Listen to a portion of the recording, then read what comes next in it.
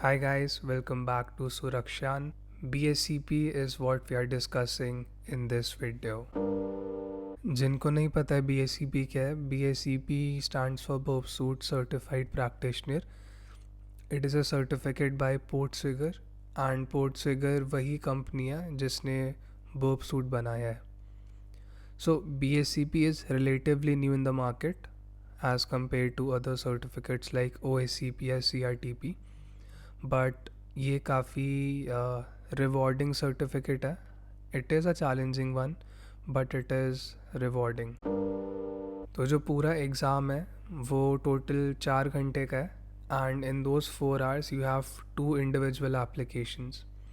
अब जो दोनों एप्लीकेशंस हैं उसमें the attacks are divided into 3 stages.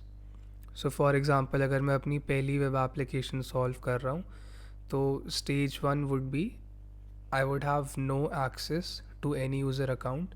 तो मेरा स्टेज 1 होगा to gain access to a user account. जब मैंने एक्सेस गेन कर लिया है स्टेज 2 मेरा होगा टू डू प्रिविलेज एस्केलेशन. इसमें बेसिकली हम एक नॉर्मल यूज़र से एडमिन यूज़र बनना है. वंस वी डू दैट फिर आता है हमारा stage 3.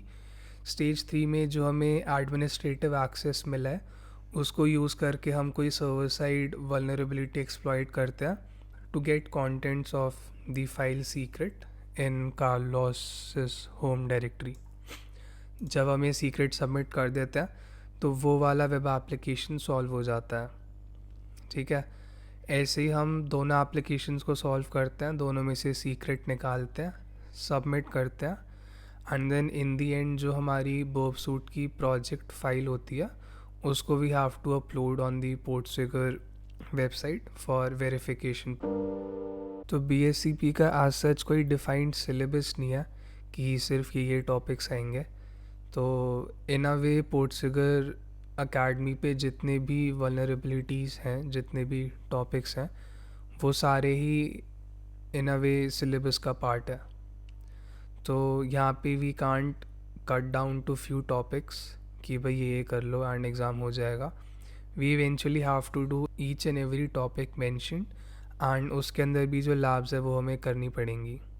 And that is why I said it is a very rewarding certificate in the sense you have to learn a lot before you can attempt the exam.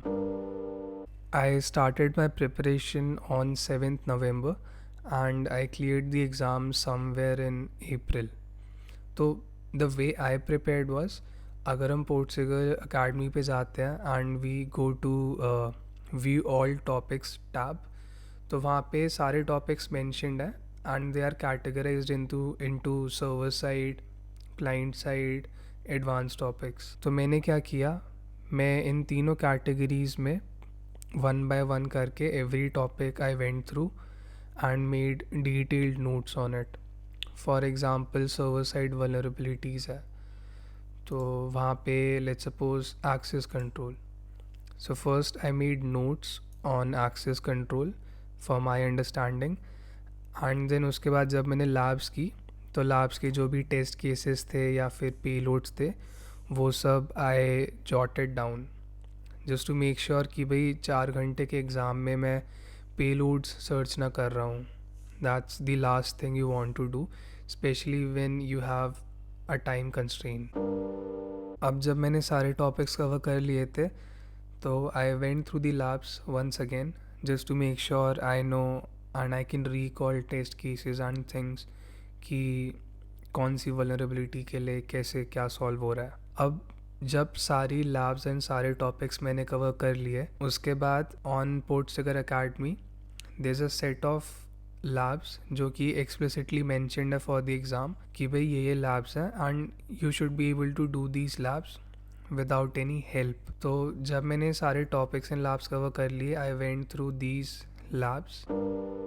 तो अब तक हम जो भी लैब सॉल्व कर रहे थे ना उन सब में हमारे पास कॉन्टेक्स्ट था कि भाई अगर CSRF की लैब है तो एक कॉन्टेक्स्ट दे रखा है कि यहाँ पे ये यूज़र है, you need to do this do that. ठीक है, तो in each and every lab you had an idea about what you are looking for. But mystery labs में क्या होता है, मिस्ट्री लैब्स में वही लैब्स जो पोर्टफिगर पे हैं वही लैब्स तुम्हें देते हैं, बट विदाउट दी कॉन्टेक्स्ट। तो अगर मैं कोई मिस्ट्री लैब स्पिन अप करूँगा तो मिस्ट्री लैब आएगी बट कॉन्टेक्स्ट नहीं दिया होगा, मतलब बता नहीं रखा होगा कि एक्सेस कंट्रोल इशू है या सर्वर साइड इशू है, which is very important. Because जब तुम एग्ज़ाम देते हो या फिर इवन इन रियल लाइफ, वहाँ पे we don't have the context कि भाई एक्सेस ऐसी मिलेगा। तो यहाँ पे you build that methodology of testing out each and every vulnerability and the test cases as well. So मैंने around I guess 50-60 mystery labs की थी. Once I completed the mystery labs, पोर्टफिगर हमें 2 प्रैक्टिस एग्ज़ाम प्रोवाइड करवाता है. I did both the practice exams. अब जब मैंने ये सब कर लिया and I felt prepared enough, I scheduled the exam. मैंने एग्ज़ाम स्टार्ट किया and I was able to complete the exam in 3.5 hours, which is a good time because 4 घंटे का तो एग्ज़ाम ही है. Once I solved both the labs, मैंने project file upload कर दी and then next day I got the result. Now there are few tips for the exam. सबसे पहली चीज़, create your own checklist. It is very very important. I'm saying it again, I'm repeating myself, but 4 घंटे का exam है and अगर तुम्हारे पास checklist नहीं है तुम बहुत टाइम वेस्ट करोगे चीज़ें देखने में, पेलोड्स ढूंढने में. ठीक है, तो have your checklist ready, number 1. Number 2 is use elimination method. So elimination method क्या है कि कोई भी वल्नरेबिलिटी है उसको फिक्स करने के कुछ तरीके होते हैं. फॉर एग्ज़ाम्पल CSRF के लिए सेम साइट एट्रीब्यूट को स्ट्रिक्ट कर दो, फिर उसके बाद वो क्रॉस साइट रिक्वेस्ट में कुकीज़ नहीं भेजेगा, है ना. तो you can use these methods to make a guess कि भाई ये वल्नरेबिलिटी नहीं होगी. अगर कैशे प्राइवेट हो रहा है देन हम वहाँ पे उसको एक्सप्लॉइट नहीं करेंगे, क्योंकि अगर कैशे पब्लिक होता फिर हम उसको पॉइजन करते और फिर वो सर्व होता विक्टिम को. बट क्योंकि प्राइवेट है तो इट इज़ लेस लाइकली कि वेब कैशे पॉइजनिंग होगा वहाँ पे. या फिर जैसे क्लिक जैकिंग अटैक्स है तो उसमें अगर x frame option header set है तो उसका मतलब ये है कि आई फ्रेम लोड नहीं होगा, which means click jacking attack नहीं होगा यहाँ पे. तो in this way you can reduce the number of test cases. तो इससे द प्रोसेस ऑफ फाइंडिंग और exploiting the vulnerability will become much easier, क्योंकि तुम्हारे टेस्ट केसेस कम हो जाएंगे. ड्यूरिंग माई प्रिपरेशन मैंने एक चीज़ बनाई थी, BSCP ट्रैकर. तो वहाँ पे what I did is I basically categorized all the vulnerabilities in 3 stages, stage 1, stage 2, stage 3. And मतलब मैंने नहीं बनाया, मतलब मैंने ही बनाया, but I also took reference from other people on the internet. Important links हैं वो सब. फिर if I go to stage 1, तो यहाँ पे जो भी वल्नरेबिलिटीज़ हैं उन सब के टेस्ट केसेस, देन उनका पेलोड, एंड अगर उसके लिए कोई special note which I need for myself, तो मैंने वो सब बना लिया था. This sheet is very handy and exam के टाइम में I don't need to go places to find test cases. मैं सिर्फ इस शीट पे आ सकता हूँ. I can go to whichever stage I am on, सारे टेस्ट केसेस ट्राई कर सकता हूँ विथ डिफरेंट पेलोड्स.